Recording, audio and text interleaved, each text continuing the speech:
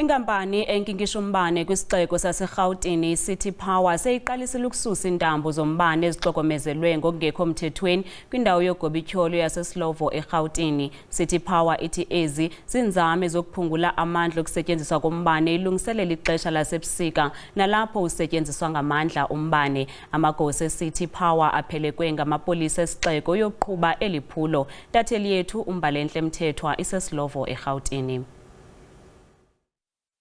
iCity Power sithathe isinqumo sokuthi ifikele yona mathupha ihambisana nawo amaphoyisa ukuthi ezosusa iintambo zikagesi ezingekho mthethweni ezithatha ugesi ziwufake la endaweni ekuthiwa iseSlovo informal settlement kunemikhukhu lapho. Izakhamuzi zona azijabulile neze zithi zizizwa engathi zikhishwe inyumbazana nguhulumeni yize zimvotela uhulumeni zivota futhi uma kunokhetho ezweni.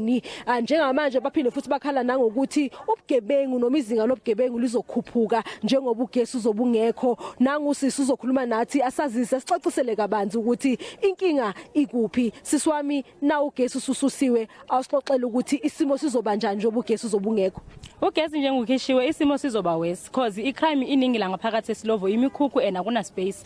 Into eyenzakalayo amaphoyisa makuzokhishwa ugesi ukhishwa maningi ayafika maningi kakhulu ufika nama truck. But masine crime siwafonela sithi sicela afike azobona njengana last week bekukhona ukutholakala izibhamu la ngaphakathi nama bullets siwafonile amaphoyisa abafikanga enginalako afike after hour maybe after 4 hours sesiwafonelile abafikanga enza next abangenanga ngaphakathi awaseshanga mikhukhu esikhuluma ngayo awenza nga next asuka hamba njengamanje today singena gesi solala ngobumnyama which means ngeke ngikwazi nokuya toilet because siyareshwa siyabanjwa siyangenelwa ngaphakathi ezindlini so asikho safe uramaphosa siyamcela shem siyamvotela njanga simvotela why engasithatheli serious why ithini engasinikeza amalungelo wethu because nathi sifuna amalungelo zabantu njenganayi.